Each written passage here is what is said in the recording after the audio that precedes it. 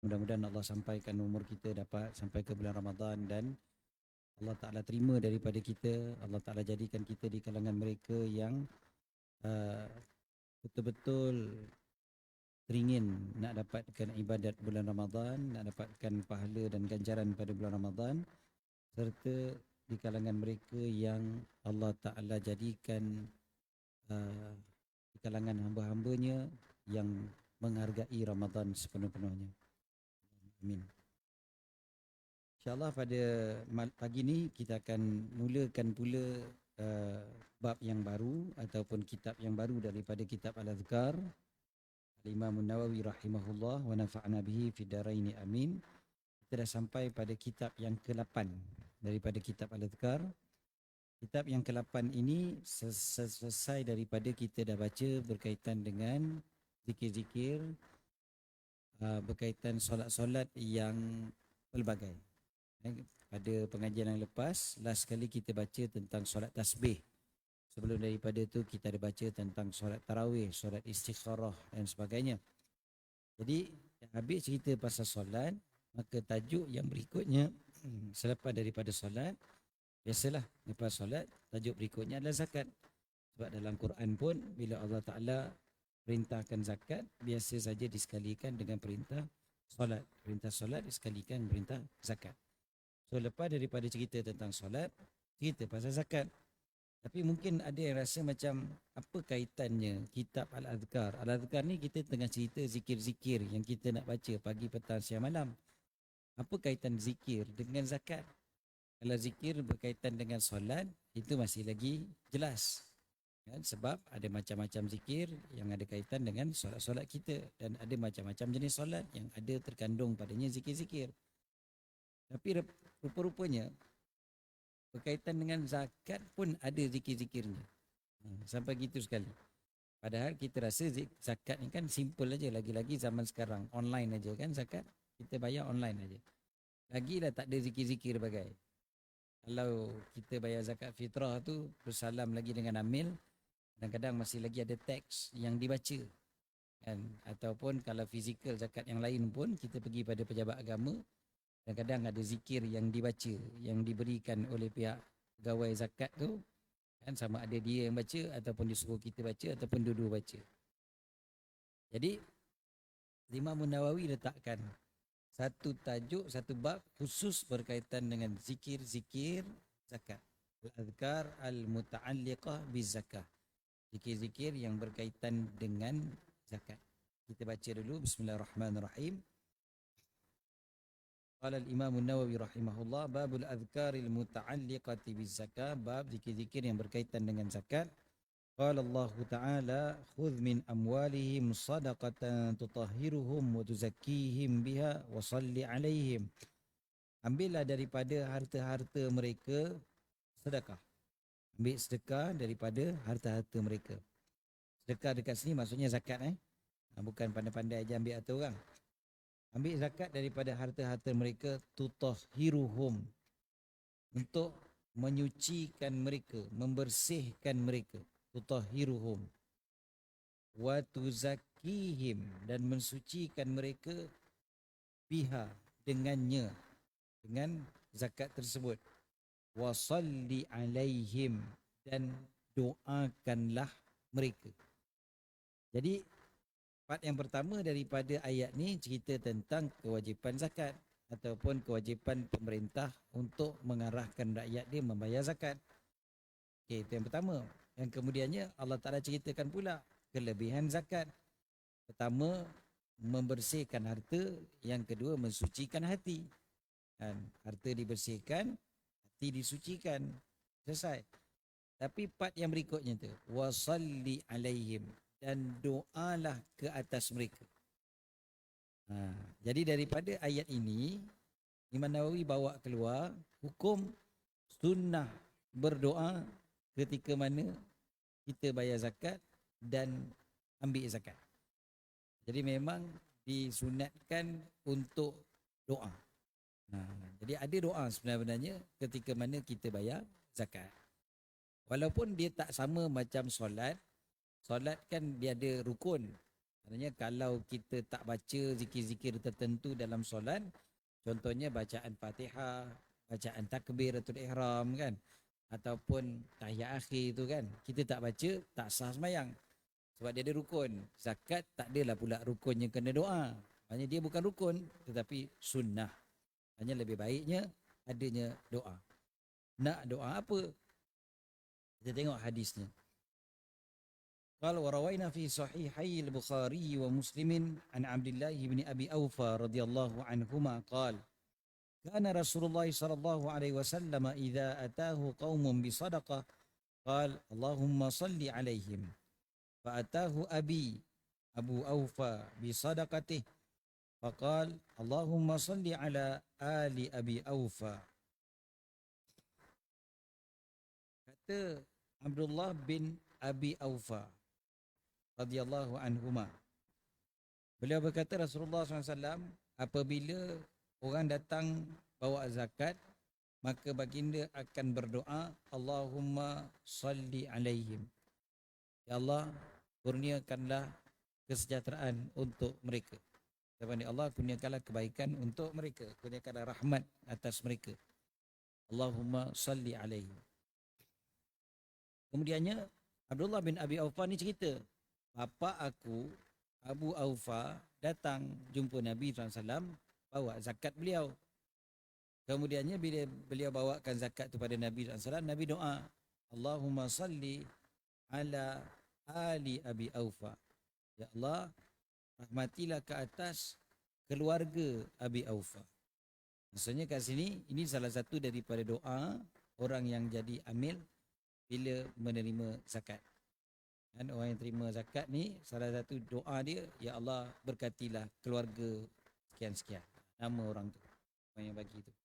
Orang yang bagi ni pun tuan-tuan seronok bila didoakan. Kan kita ni bukanlah kita kata tak ikhlas kan, oh ni dia bagi sedekah nak doa rupanya. Bukan begitu kan. Tetapi kita akan gembira bila orang doakan kita. Jadi ini salah satu daripada doa yang dibacakan oleh Nabi SAW. Kemudiannya Imam Syafi'i pula berkata, qala Syafi'i wal ashabu rahimahumullah, al-ikhtiyaru an yakula akhidhu zakati lidafi'iha ajarakallahu fima a'tait wa ja'alahu laka tahura wa baraka laka fima abqait. Salah satu doa untuk orang yang memberi zakat, maknanya orang yang menerima zakat, doakan kepada orang yang memberi zakat. Yang bagusnya kata Imam Syafi'i, bacalah ajarakallahu fi ma'atait, moga Allah memberikan ganjaran pada engkau pada apa yang kau bagi. Lepas tu waja'alahu laka tahura, dan jadikan sedekah engkau tadi ni jadi penyuci kepada engkau. Maknanya engkau pun bersih daripada harta-harta yang tak baik dan juga hati engkau pun jadi suci. Wa baraka laka fima abqait, dan moga Allah berkati engkau pada apa yang masih ada pada engkau. Maksudnya duit yang ada pada engkau, harta benda yang ada pada engkau, moga-moga Allah berkati. Jadi doa tu 3 bentuk. Pertama, moga Allah bagi ganjaran kepada orang tu. Yang kedua, kita minta supaya Allah jadikan sebab dia bagi zakat tu penyucian bagi dia. Yang ketiga, berkat pada harta yang masih ada pada dia. Ialah zakat berapa persen sangat yang kita keluarkan. Jadi yang balance tu kan lagi banyak. Bukannya yang zakat lagi banyak daripada balance. Balance lagi banyak daripada zakat biasanya. Jadi doakan keberkatan untuk yang baki, yang masih ada dekat orang yang bayar zakat tadi tu. Ketiga doa tuan-tuan. Tuan-tuan bukan orang menerima zakat kan. Tak apalah kita belajar je tuan-tuan. Tapi manalah tahu satu hari dilantik jadi amil tuan-tuan. Ataupun kita mesti jadi amil. Kadang-kadang kita tolong orang. Kan? Ada kawan kita ke keluarga kita ke nak bayar zakat, kita tolong jadi orang tengah. Kita jadi orang tengah. Kita tolong bagikan kepada pusat zakat ataupun pada orang fakir miskin. Jadi kita yang jadi orang tengah ni sebenarnya amil lah kiranya, walaupun tak bertauliah kan, tak dilantik. Ni amil seni dan berhad punya kan. Jadi kita sendiri yang ambil, kita tak ambil upah pun. Kita memang nak tolong aja kan. Jadi kita tolong ambilkan tu, waktu tu doa je lah. Doa lah pada orang yang bagi zakat tu. Walaupun keluarga kita sendiri. Kadang-kadang sebahagian kita, dia bayar zakat pada pusat zakat. Sebab apa? Sebab nak kurangkan income tax dia. Itu yang biasanya. Jadi ada setengah orang, mak dia nak keluar zakat, dia kata, mak, tak apa mak bagi duit tu kat saya yang tolong bayarkan. Jadi bila dia bayar, resit atas nama dia. Kan? Jadi dia buat potongan cukai. Kata dia lah. Tapi nak ceritanya, dia jadi orang tengah kan. Dia jadi orang tengah. Jadi mak dia yang bayar zakat sebenarnya, bukan dia. Okey, tak apalah. Senang ceritanya, bila dia ambil duit tu daripada mak dia, alah mak dia kadang-kadang ada emas, ada rantai, ada macam-macam ni nak keluar zakat. Yang tak pakai punya, yang tak pakai, yang simpan. Simpan bertahun-tahun. Kita simpan kan kena bayar zakat. Langsung tak pakai. Jadi, mak pula tak ada potongan income tax. Jadi, yang si anak dia ada potongan income tax. Jadi dia yang tolong ambil. Dia ambil daripada mak dia, dia tetap doakan. Dan pasal dia jadi orang tengah. Dia jadi orang tengah. Jangan dia ambil masuk dalam poket dia, sudahlah. Yang itu memang tak bayar doa pun tak apa. Ni dia ambil, dia tolong bayarkan. Okay. So kalau dia yang tolong bayarkan, tetap dia doakan kepada orang yang memberi tadi tu. Iaitu si ibu tadilah. Dia doakan. So 3 perkara yang minta doa. Pertama, moga Allah bagi pahala ganjaran. Yang kedua, moga Allah jadikan zakat itu sebagai sebab penyucian kepada harta dan jiwa orang yang bagi zakat. Yang ketiga adalah minta Allah berkatkan harta yang berbaki. Itu 3 benda. Itu kata Imam Asy-Syafi'i. Wa hadza du'a'u mustahabbun liqabidi zakah sawa'un kana as-sa'iya awil fuqara. Dan inilah doa yang digalakkan bagi orang yang mengambil zakat tadi, apa yang menerima zakat tadi itu. Tak kisahlah orang itu yang tolong bawakan zakat tadi itu ataupun orang tersebut adalah orang yang fakir. Dan tak kisahlah. Pasal macam kita sebut tadilah, mungkin asnaf yang ambil direct, mungkin juga orang lain kan yang tolong bawakan. Dia tak kisah. Yang penting orang yang ambilkan harta zakat tu, dialah yang mendoakan. Digalakkan begitu. Walaysa du'a'u biwajibin 'alal masyhuri min madhhabina wa madhhabi ghairina. Dan doa ini tidaklah wajib berdasarkan kepada pandangan yang masyhur di dalam mazhab kami dan juga mazhab selain kami. Maksudnya mazhab-mazhab yang lain juga sama. Pandangan yang masyhurnya mengatakan ia tidak wajib. Dalam mazhab Syafi'i, kalau disebutkan perkataan masyhur, bererti di sana adanya khilaf. Di sana adanya khilaf. Dan khilaf bukanlah maknanya kita terus kata pandangan yang tidak masyhur itu lemah. Tak mesti. Bukan dikatakan pandangan yang sahih lawannya dhaif. Bukan begitu. Tapi dekat sini sebut pandangannya masyhur. Bermakna di sana adanya pandangan yang lain dalam mazhab Syafi'i juga. Jadi pandangan yang masyhur kata tak wajib. Maknanya apa? Ada satu lagi pandangan mengatakan wajib. Apa dia?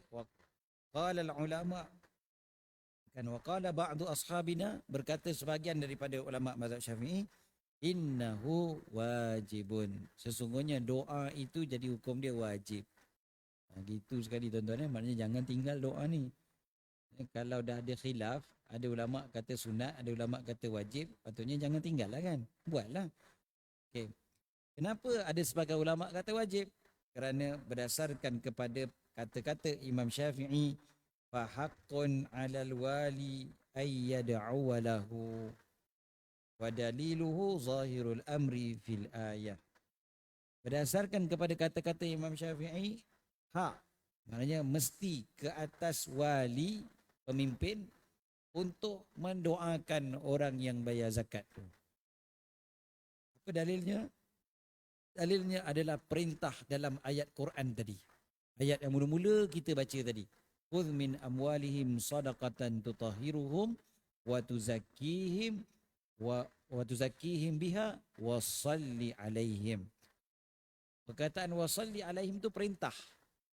Doalah untuk mereka. Dan macam tu. Jadi dalil, kalau ikutkan asal dalil ni, dia punya konsep dia mudah. Perintah menunjukkan wajib. Kecuali ada tanda-tanda yang mengubahnya. Jadi dekat sini kan perintah. Jadi bila perintah, maknanya wajib buat. Macam tu. Asalnya begitu. Jadi setengah ulama mazhab Syafi'i katakan doa tu jadi wajib untuk orang yang doa itu wajib untuk orang yang membayar zakat oleh orang yang menerima zakat. Jadi maknanya jadi wajib orang yang menerima zakat tu doakan orang yang membayar zakat. Ini setengah pandangan. Kita pun tuan-tuan dekat khutbah di negeri Selangor ni, dalam khutbah yang kedua memang ada juga doa untuk semua pembayar zakat. Jadi tuan-tuan bila dengar doa tu jangan rasa macam ai nyampah betul aku. Kan, bukan itu. Doa untuk pembayar zakat memang sama ada hukum dia sunat ataupun wajib. Yang begitu. Saya sebut saya siap sebab pandangan masyhur ni berarti pandangan yang kedua bukan mesti pandangan yang lemah. Sebab ada orang dia tak faham benda ni tuan-tuan. Sebab kalau dia baca, ni lagi-lagi ustaz-ustaz sebagai ustaz dia main baca je, dia tak talaki betul-betul, tak baca, tak belajar betul-betul kitab mazhab Syafi'i. Dia baca dalam kitab, dia tulis pandangan masyhur dalam mazhab Syafi'i mengatakan bacaan Quran tak sampai pada si mati. Dia terus macam tu je, terus dia kata, tuan-tuan, jadi tuan-tuan baca Fatihah kalau orang meninggal tu, tuan-tuan ikut mazhab mana? Berarti ikut mazhab Syafi'i sangat.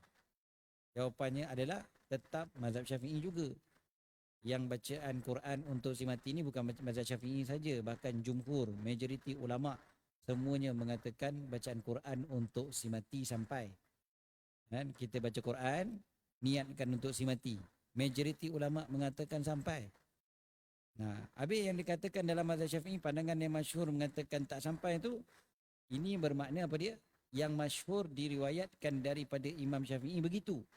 Tetapi bererti ada dua riwayat daripada Imam Syafi'i. Satu masyhur, satu lagi tidak.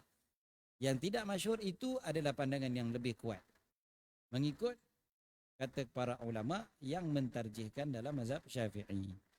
Jadi maknanya majoriti para ulama mazhab Syafi'i meletakkan bahawasanya sampai juga bacaan Fatihah kepada si mati, bacaan Quran untuk si mati. Jadinya kalau orang tanya, kau baca tahlil, kau baca Quran, kau niatkan untuk si mati, kau ikut mazhab mana? Jawab je dengan confident, mazhab Syafi'i. Habis cerita. Dan keempat-empat mazhab. Dan kau yang lawan kami tu, kau ikut mazhab mana? Tanya dia balik. Okay. Sebenarnya memang bacaan Quran sampai pada, pahalanya sampai pada si mati. Oleh kerana itulah bila kita dengar je orang mati, kita dah sebut inna lillahi wa inna ilaihi raji'un dan sebagainya. Bagus kalau kita bacakan Fatihah, niatkanlah untuk si mati tu.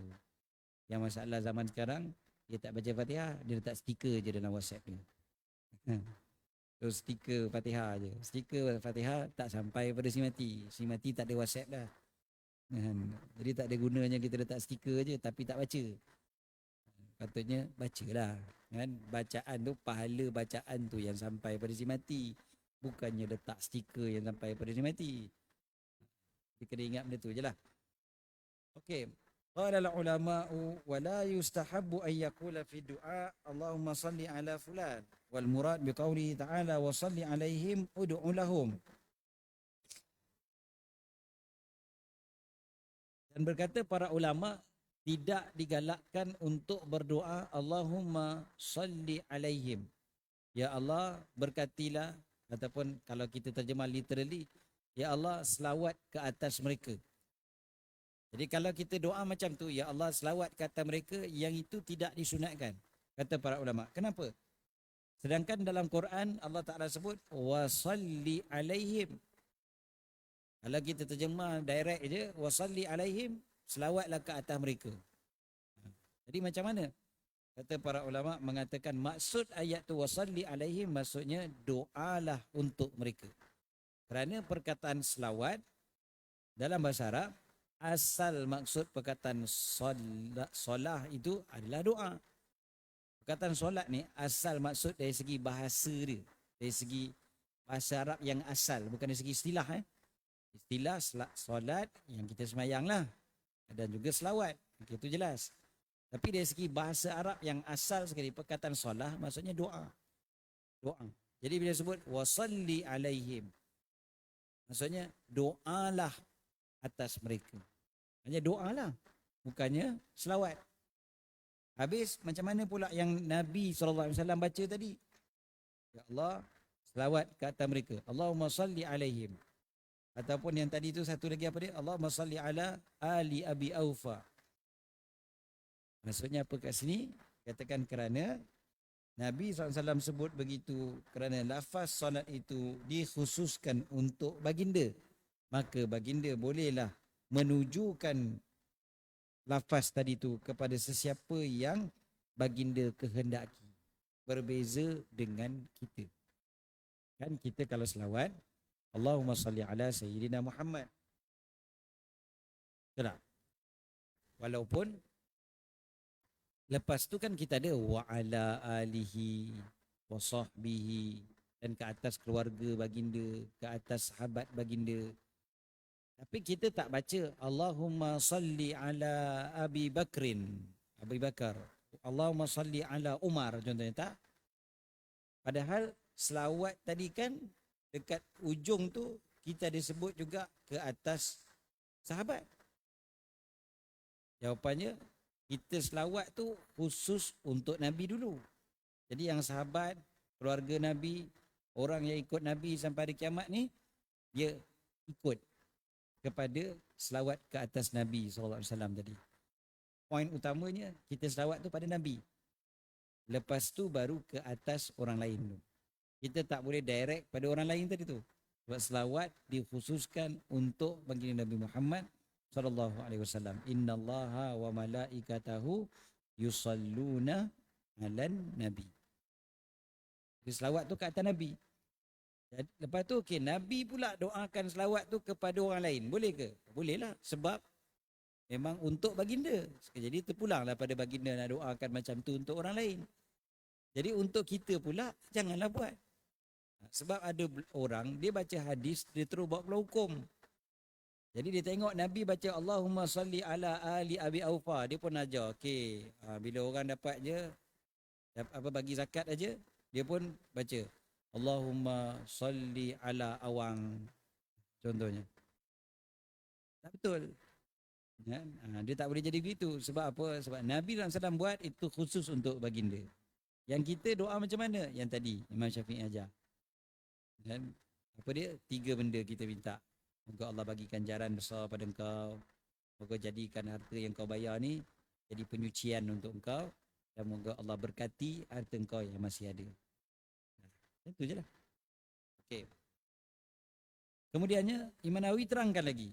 Qalu wa kama la yuqal Muhammadun azza wa jalla wa in kana azizan jalila fakadha la yuqal Abu Bakrin aw Aliyin sallallahu alaihi bal yuqal radhiyallahu anhu aw ridwanullahi alaihi wa shibhu dhalik.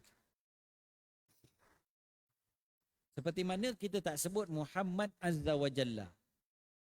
Kita biasa sebut Allah azza wa jalla. Tuan-tuan pernah dengar ustaz mengajar? Nabi Muhammad azza wa jalla bersabda. Sudah. Mesti kita macam pelik je kan, ni apa hal pula ni. Mesti tersasul lah kot. Kita akan sebut gitulah kan. Tersasul lah ustaz ni katnya.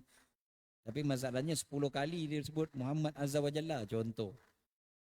Kita pun tanya dia balik. Dia pun tanya balik kita. Tuan tahu tak apa makna azza wa jalla? Kita tak tahu. Saya pun selama ni dengar je Allah azza wa jalla, Allah azza wa jalla. Jadi azza kita boleh kata maksudnya yang maha mulia. Jalla ya, yang sangat-sangat agung. Jadi kita pun dia pun tanya balik, Nabi Muhammad mulia tak? Mulia. Nabi Muhammad agung tak? Agung. Bolehlah baca Muhammad azza wa jalla. Sudah. Kan dah pening. Jadi sebab apa? Sebab lafaz itu dikhususkan untuk Allah Ta'ala. Allah Azza wa Jalla. Walaupun tak adalah kita kata dia jadi syirik ke apa. Bila disebut itu, tak. Dia tak jadi syirik. Tapi jadi salah lah. Tak kenalah penggunaan dia tu. Penggunaan tu tak kena. Ataupun kalau dia nak main-main. Kalau main-main dia boleh jadi rosak lah akidah kan. Contohlah. Allahu Akbar. Allah Maha Besar. Akbar ni maksudnya lebih besar. Dia boleh tukar. Dia kata, Ana Akbar. Aku lagi besar. Bukan dia kata lagi besar daripada Allah. Dia tak syirik lah. Kalau dia kata dia lagi besar daripada Allah, syirik lah. Aku lagi besar daripada cucu aku. Betul lah. Tapi adakah penggunaan tu betul? Penggunaan tu tengok pada tempat lah. Kan? Tengok pada ayat dan sebagainya. Tapi Muhammad Azza wa Jalla tak kena. Sama juga macam selawat. Pada Sayyidina Abu Bakar, kita tak baca Sayyidina Abu Bakar sallallahu alaihi. Tak baca begitu. Sayyidina Ali sallallahu alaihi. Kita tak baca begitu. Kalau ada baca gitu Syiah lah tu. Kita tak baca Sayyidina Ali sallallahu alaihi. Bahkan dikatakan radhiyallahu anhu ataupun ridwanullahi alaihi. Kita baca radhiyallahu anhu seperti itulah. Dan kalaulah dikatakan sallallahu alaihi, boleh ke tak? Jawapannya yang sahih di kalangan jumhur para ulama mazhab Syafi'i, ia adalah makruh. Makruh. Makruh apa? Karahata tanzih. Makruh yang tidak berbentuk haram lah. Dilarang. Sebagian ulama menggunakan perkataan khilaful aula. Kita sebut makruh, sebab khilaful aula. Maknanya lebih baik bukan begitulah. Yang lebih baik kalau sebut nama sahabat, sebut radhiyallahu anhu. Kalau dibaca juga sallallahu alaihi, maka lebih baik jangan buat. Macam tu je. Tapi sebahagian para ulama mazhab Syafi'i mengatakan la yajuz. Tak boleh. Dan zahirnya menunjukkan kepada haram. Pengharaman, at-tahrim. Jadi sebahagian ulama mazhab Syafi'i mengatakan haram sebut Allahumma salli alaih bila sebut Sayyidina Abu Bakar, bila sebut Sayyidina Ali.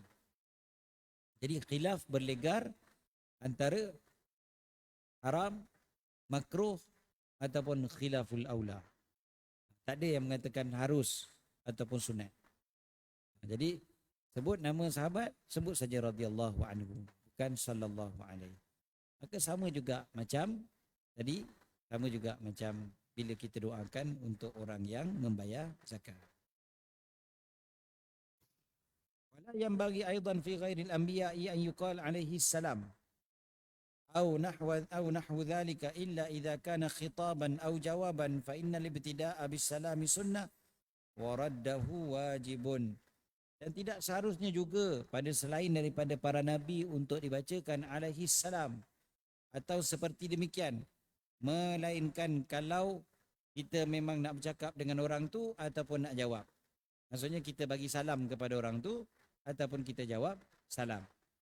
Alaihi salam, ke atasnya salam, ataupun alaikas salam, ke atas engkau salam. Wa alaikumus salam, kan kita baca. Ataupun khitab, bercakap dengan orang tu, assalamu alaikum, salam ke atas engkau, ke atas kalian. So yang ni sunnah lah, dan jawabnya wajib. Tapi kalau kita sebut nama kawan kita, kita sebut nama kawan kita, kebetulan pula, katalah nama kawan kita Samad, Samad alaihi salam. Oh, kenapa kau cakapnya tu? Oh iyalah, kan kita bagi salam pada orang tu kan baik. Kita jawabnya tu, alaihi salam kan ke atasnya salam. Engkau tadi pun aku cakap salam juga, assalamualaikum. Orang nak main kan dengan perkataan. Tuan-tuan jangan pelik tuan-tuan kalau benda ni ada dalam ajaran sesat. Ajaran sesat dia suka main-main benda macam ni lah. Dia pusing sana, pusing sini. Ini salah satu cara dia orang pusing. Kata, aku cakap alaihi salam ni, betul lah, apa masalah dia? Betul lah, kita memang disunatkan untuk memberi salam kepada orang Islam lain. Kawan kita tu kan Islam. Jadi aku pun sebut alaihi salam lah kat dia. Kita yang dengar kan pelik kan. Biasa dengar alaihi salam ni kalau sebut nama Nabi.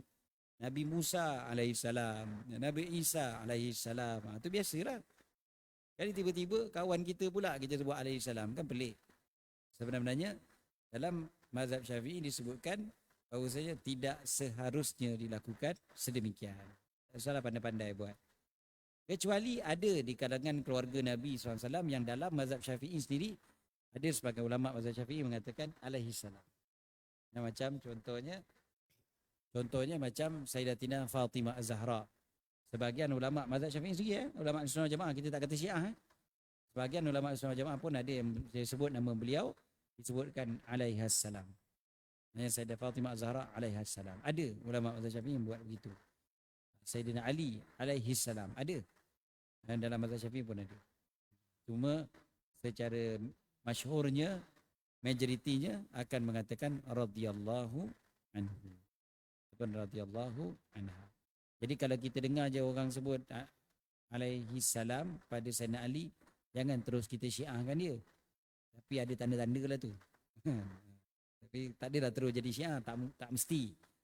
Mungkin kan. Kadang-kadang kita kena tengok, bukan kadang-kadang, mesti kita kena tengok ciri-ciri yang lain. Kadang-kadang syiah ni dia, bukan kadang-kadang juga, memang mesti juga bagi syiah, dia kena pandai menyamar. Dia kena pandai menipu. Kita lah pula kena bijak menyiasat. Ini syiah sungguh ke tidak ni? Kadang-kadang kita kena tengok lah. Kalau setakat dia tak makan ketam, mungkin sebab gaut. Mungkin bukan sebab syiah. Tapi kita tengoklah juga ciri-ciri yang lain. Sebab syiah memang tak makan ketam, tuan-tuan. Kalau kawan kita tak makan ketam je, oh syiah punya kau. Kan tak pasal-pasal, kesian kawan tu. Ataupun tengoklah ciri-ciri yang lain. Tapi ada satu ciri, tuan-tuan, yang agak besar, tuan-tuan. Kalau tuan-tuan tengok waktu semayang dia letak batu, tak letak batu tu tak ada lagi. Sebab kadang-kadang di depan kita dia tak letak. Dia akan menyamar. Dia ada satu tanda yang besar, tuan-tuan. Tengok waktu buka puasa. Buka puasa dia tak buka waktu maghrib. Azan maghrib tu dia tak makan. Sedangkan orang ni, orang Islam ni, dia jahat macam mana pun, dia tak semayang 5 waktu pun, dia makan rasuah tiap hari pun, azan maghrib dia akan buka puasa. Oh, yang tu sangat taat. Itu memang ketaatan yang luar biasa. Tak ada nak lawan-lawan tu. Tak ada, tak apalah, kejap lagi lah aku buka. Tak ada. Kalau dia puasa lah. Tapi Syiah tidak. Syiah dia tak buka waktu maghrib. Waktu azan tu dia tak buka. Dia kena tunggu gelap sikit baru dia buka. Jadinya biasanya kawan-kawan kita yang Syiah ni, dia takkan datang majlis berbuka puasa ramai-ramai ni, iftar jama'i. Sebab bagi dia kalau dia buka waktu tu batal puasa dia, tak pasal-pasal kena qada. Walaupun dia boleh menyamar, tapi dia rasa aduh leceh je lah, aku kena qada pula. Sebab batal. Bagi dia batal kalau buka puasa waktu maghrib. Jadi kalau kita buat majlis buka puasa kat masjid, confirm dia tak datang. Biasanya Syiah macam tu. Dan kadang-kadang dia ngelak lah. Dia ngelak. Pergi ke sana, pergi ke sini. Tuan-tuan tahu ada seorang ustaz ni, tuan-tuan. Dia dituduh Syiah lah. Dan ada banyak bukti lah mengatakan dia Syiah. Popular, tuan-tuan, kat Malaysia ni. Saya tak perasan. Dulu saya tak perasan. Tapi lah kali bila orang bawakan bukti semua, baru teringat. Ada satu majlis. Satu majlis ni kita buat buka puasa ramai-ramai. Kita pun lagi katalah dalam 10 minit sebelum maghrib tu kita minta dia baca doa. Sebab dia baca doa sedap. Doa dia dalam bahasa Melayu tu sedap. Dengan bahasa dia. Jadi kita pun minta lah dia baca. Dia pun berdoa. Kita kata, Ustaz, 5 minit sebelum buka kena berhenti doa sebab kita nak berkumpul kat tempat makan. Sebab dia punya majlis tu dekat dewan, dekat dalam, makan kat luar, kat kemah. Jadi kita cakap kat dia, saya siap. Tak 5 minit sebelum azan tu boleh berhenti dah untuk kita bergerak sama-sama semua ke kemah. Tuan-tuan tahu, dah masuk waktu maghrib pun dia tak berhenti doa juga. 5 minit tak apa lagi. Sampai waktu maghrib pun tak berhenti juga. Orang dah gelisah dah. Orang Malaysia kan kena tepat pada waktu buka puasa ni. Dah jadi rasa berdosa tu, tak makan kurma lagi waktu maghrib. Kan? Jadi tak apa lagi, dibantainya lagi. Pengacara dah tegur dia, Ustaz dah maghrib, Ustaz dah maghrib dah. Dia bantai lagi doa. Panjang lagi doa dia. 10 minit lepas azan baru habis doa dia. Bayangkan. Punya panjang doa dia. Waktu tu saya tak perasan lagi. Saya sangka baik. Saya kata khusyuk betul Ustaz ni doa. Kan? Sampai dah masa waktu pun dia tak fikir pun pasal nak buka. Kita edar kurma je lah kat jemaah. Edar kurma dalam plastik kan. Pada jemaah dah makan. Dah maghrib. Biarlah Ustaz tu sorang-sorang doa. Tapi sekarang baru perasan. Lah. Syiah punya. Jadi patutlah dia tak berhenti waktu azan maghrib. Itu salah satu cara lah tuan-tuan nak cek orang tu Syiah ke tidak. Tuan-tuan dah ajak dia pergi buka puasa.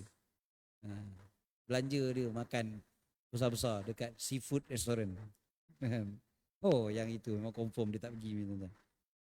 Last minute tiba-tiba dia ada hal.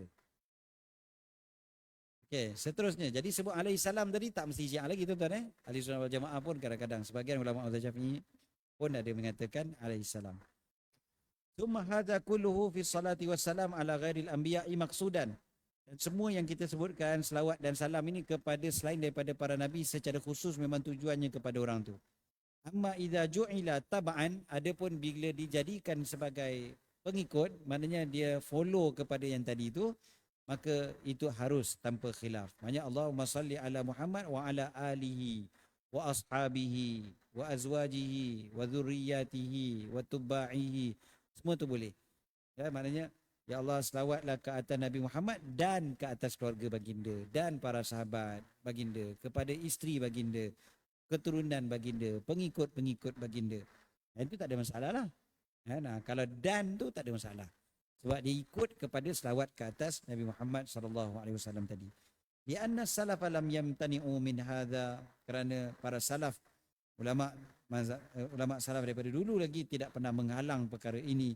Bal qad umirna bihi fi tasyahudi wa ghairihi, bahkan kita diperintahkan dengannya di dalam tasyahud waktu tahiyat akhir dan juga selain daripadanya, bi khilafi salati alaihi munfaridan, berbeza dengan selawat ke atasnya secara sendirian. Waqad qaddamtu dzikra hadzal fasli mabsutan fi kitabis salati ala nabi sallallahu alaihi wasallam. Aku dah mendahulukan, aku dah sebutkan sebelum daripada ni pada satu fasal yang ringkas dalam kitab selawat ke atas Nabi sallallahu alaihi wasallam. Okey. Maknanya dah cerita dah panjang sebelum ni. Jadi kita tak adalah nak detailkan lagi berkaitan dengan selawat ke atas orang lain ni. Kemudiannya faslun fi wujubi niyati fi zakati inda daf'i wa bayani dzalika, pada kewajipan niat bila membayar zakat, ketika membayar zakat dan penerangannya. I'lam anna niyat zakati wajibun. Niat zakat wajib. Jadi doa tak wajib ikut jumhur, tapi niat wajib. Wa niyatuha takunu bil qalbi ka ghairiha minal ibadat, dan niatnya dalam hati macam niat-niat yang lain dalam ibadat. Wa yustahabbu an yadumma ilaihi talaffuz bil lisani kama fi ghairiha minal ibadat, dan digalakkan untuk dimasukkan juga niat dengan lafaz. Lafazkan niat, disunatkan seperti mana ibadat-ibadat yang lain juga. Sama je. Seperti mana kita baca usalli itu tak wajib. Yang penting niat dalam hati waktu takbiratul ihram. Tapi usalli itu digalakkan dibuat. Macam tu jugalah macam zakat. Zakat nak sebut tu tak wajib, tapi digalakkan. Kan biasa kalau kita bayar zakat tu dia ada lafaz je kan. Inilah zakat pendapatan aku yang aku berikan untuk tahun 2000, untuk apa? Tahun 1445 contohnya. Jadi itu kan lafaz. Jadi lafaz tu digalakkan, dia tak wajib. Yang mesti ada dalam hati. Maksudnya memang nak bayar zakat. Waktu bagi tu memang ada dalam hati nak bayar zakat. Bukan terbagi kat orang, lepas tu kira zakat lah tu. Itu tak kira. Kan? Orang curi barang kita kan. Orang curi duit kita. Kira zakat je lah tu. Itu maknanya tak ada niat. Mana ada orang niat nak bagi harta dia kena curi. Jadi niat kena ada dalam hati. Okey.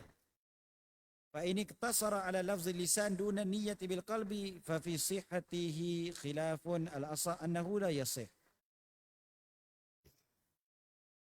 Okey, kalaulah dia hanya melafazkan di lidah, dalam hati tak ada. Bukan lidah ada. Dia bayar-bayar. Ni zakatnya.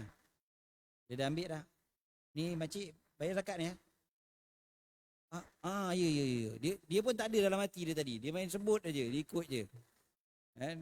Pegawai zakat suruh baca, dia baca je. Tak ada dalam hati dia. Boleh ke tak? Dalam pada sahnya itu ada khilaf. Pandangan yang paling sahih dalam mazhab Syafi'i mengatakan tidak sah. Maknanya mesti ada dalam hati nak bayar zakat. Dan tidaklah wajib ke atas orang yang memberi zakat untuk berkata bersama dengan demikian hadhihi zakah. Ini adalah zakat. Tak mesti cakap. Bahkan cukup apabila dia memberikan kepada orang yang berkelayakan. Kalau dia lafazkan demikian, tidaklah mengapa. Wallahu a'lam. Maksudnya, kita bila nak bayar zakat pada orang, bila nak bagi zakat pada orang miskin contoh ada orang miskin, kita nak bagi zakat. Dia tak disyaratkan untuk kita bagi tahu kat dia, ini zakat ni. Kita boleh bagi je terus kat dia. Sama macam fidyah dan sebagainya. Boleh, kita boleh bagi aja tanpa sebut ini zakat. Maknanya walaupun dia tak tahu tu harta zakat, tak ada masalah. Syarat satu je. Orang yang menerima tu memang orang yang layak terima zakat. Kita yakin dia memang layak terima zakat, kita bagi dia. Dah. Tak payah banyak cerita. Tak payah sebut pada dia, ni zakat ni. Sebab kalau kita sebut, mungkin juga ada setengah orang tu dia tak nak terima. Dia tak nak ambil zakat zakat saya tak nak lah. Padahal punyalah susah orangnya. Kita tahu susah dia. Apa, orang panggil apa? Kais pagi makan malam. Memang teruk semua dia. Jadi tiba-tiba, bila kita kata zakat je, dia tak nak ambil. Contohlah. Jadi kita tak payah cakap. Bagi aja. Selesai. Tak payah sebut pun ini daripada saya ke apa, tak apa. Bagi je. Senyap-senyap kadang-kadang bagi. Pun boleh. Transfer kat dia contohnya. Dah boleh. Zaman kita sekarang kan boleh transfer je. Orang minta sedekah, orang ada QR code dah. Dia pakai QR code, dia transfer kat dia. Nah, kalau betul dia miskin. Tapi kalau kita pun tak tahu. Kadang setengah orang minta sedekah ni kaya daripada kita lagi. Duit dalam bank berjuta ada. Jadi kalau dia tak kaya, kalau dia bukan asnaf, maka tak sah lah. Itulah juga salah satu sebab kenapa orang sebut zakat. Supaya dapat membezakan. Yang ni asnaf, yang bukan asnaf dan sebagainya. Ataupun orang yang jadi wakil. Contoh kita bagi pada pihak sekolah. Kan? Sekolah tak boleh terima zakat asalnya. Mana ada asnaf zakat sekolah? Tak ada. Kan? Jadi, biasanya sekolah, dia kadang-kadang minta kita kalau nak bagi zakat, bagi tahu tu zakat. Supaya apa? Supaya dia tahu dia nak salurkan ke mana.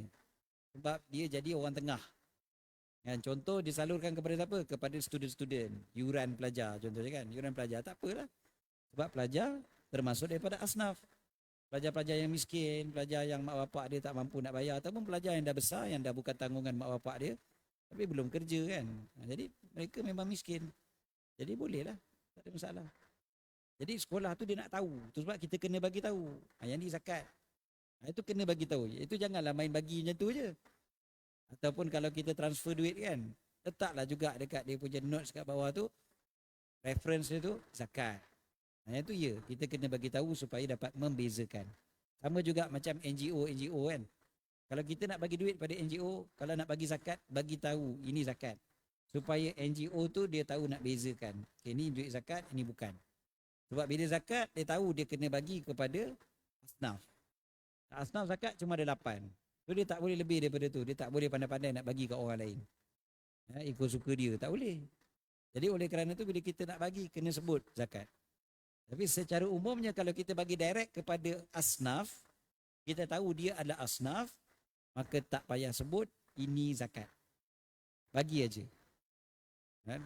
Walaupun orang tu tak tahu, bertahun-tahun kita bagi dia, dia tak tahu pun itu zakat. Tak apa, tak ada masalah.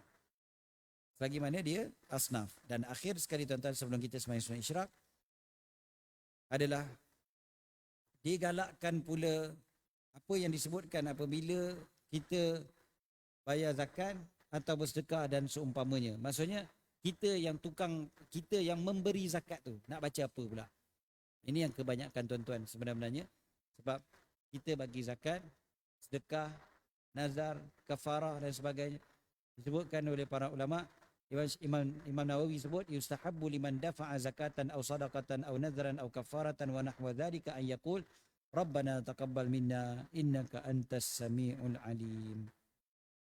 Jadi itu doa dia.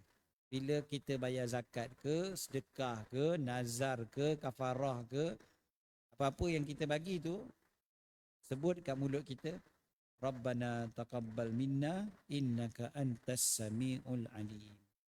Doa ni diajarkan oleh Allah Ta'ala sendiri dalam Quran. Nabi Ibrahim baca, isteri Imran pun baca. Dan isteri Imran siapa dia? Mak kepada Sayyidatina Maryam. Pun sama juga baca doa yang sama. Jadi Rabbana taqabbal minna innaka antas samiul alim. Tuan-tuan sedekah je sebut macam tu. Tapi dah baca kuat-kuat. Kan? Senyap dah lah. Tak duit dalam tabung masjid. Tak duit dalam tabung masjid. Pagi-pagi ni tuan-tuan banyak di kalangan tuan-tuan yang jenis pagi-pagi subuh-subuh kan. Nak sedekah subuh tu kan. Malaikat doakan kita. Kita nampak tabung masjid kat luar, kita pun letak duit kan. Bila kita letak duit, mulut kita sebut Rabbana taqabbal minna innaka antas samiul alim. Tuhan kami, terimalah daripada kami. Sesungguhnya Engkau yang maha mendengar lagi maha mengetahui. Jadi biar minta daripada Allah untuk terima. Sebab rugi kita bayar sedekah, zakat apa semua, tapi Allah tak terima. Rugilah. Yang terima hanya LHDN je untuk potong cukai. Tapi Allah tak terima. Rugilah. Yang penting sekali adalah Allah terima. Jadi minta daripada Allah. Bila bagi je zakat ataupun sedekah ke apa pun, sebut Rabbana taqabbal minna innaka antas samiul alim. Tuhan, terimalah daripada kami. Sesungguhnya Engkau maha mendengar lagi maha mengetahui. Doa tu sebut dalam bahasa Arab yang terbaik sebab dia daripada Quran. Dia daripada Quran. Maka terbaiknya sebut dalam bahasa Arab. Rabbana taqabbal minna innaka antas samiul alim. Tuan-tuan boleh cuba amal. Kejap lagi bila tuan-tuan masukkan duit dalam tabung masjid, kan? Terus sebut Rabbana taqabbal minna innaka antas samiul alim. Jadi kalau kita bayar pakai QR code ke pakai apa, pakai online banking ke, pun sama jugalah. Bila kita transfer tu je, tekan je transfer, terus sebut kat mulut kita Rabbana taqabbal minna innaka antas samiul alim. Okay? Cukup setakat itu insyaAllah untuk pagi ni. Dah masuk waktu untuk kita semayang sunat isyraq. Macam biasa, mengajar sini bertahun-tahun, cara kita kuliah subuh akan berhenti betul-betul waktu nak semayang sunat isyraq. Maka kita semayang sunat 2 rakaat, yang mana pahalanya seperti mana kita mengerjakan haji dan umrah. Qul qawli hadza wa astaghfirullahal azim li wa lakum. ربنا انفعنا بما علمتنا ربي علمنا الذي ينفعنا ربي فقهنا وفقه أهلنا وقرابات لنا في ديننا وعلى القدر أنثى وذكر ربي وفقهم لما ترتضي قولا وفعلا كرما وارزق الكل حلالا دائما وأخل أتقيا علماء نهض بالخير ونكفى كل شر ربنا أصلح لنا كل شؤون وأكرم برضا منك العيون وقض عنا ربنا كل ديون قبل أن يأتنا رسل المنون واغفر واستر أنت أكرم من ستر صلى الله على سيدنا محمد وعلى آله وصحبه وسلم الحمد لله رب العالمين.